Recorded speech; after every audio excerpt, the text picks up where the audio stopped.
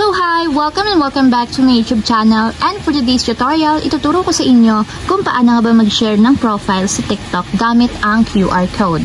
But first, kindly subscribe to my channel and don't forget to hit the subscribe button and the bell to notify you for my new updates. And if you want to learn more, just keep on watching and let's start! So ayan guys, for today's video, i-open lang natin ang ating TikTok account or yung ating TikTok app. And then pagka-open mula dito sa homepage, itap lang natin yung profile para mapunta tayo sa pinakang profile or timeline ng ating TikTok. So ayan guys, dito sa pinakang profile, itap nyo naman yung 3 horizontal lines na dito sa upper right corner katulad nito. And then may magpa-pop up dyan na option. So dito, hanapin nyo yung my QR code, then itap nyo lang.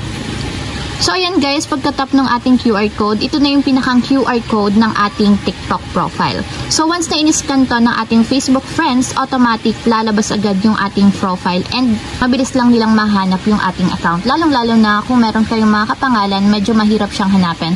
Pero once na in-scan lang nila yan, mapupunta agad sila sa ating TikTok profile. So once naman guys, pag mag-i-scan tayo ng QR code, ito yung itatap yung nasa taas.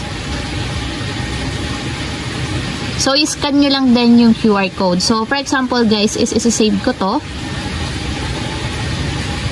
So, i-scan ko naman yung aking mismong QR code. Confirm lang.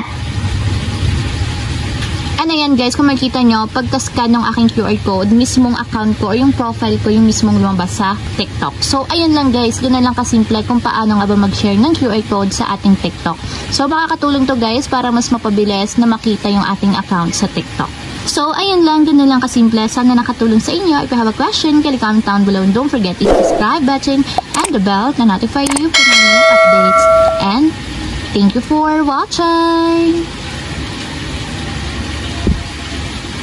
Living life, every day, late at night, not okay.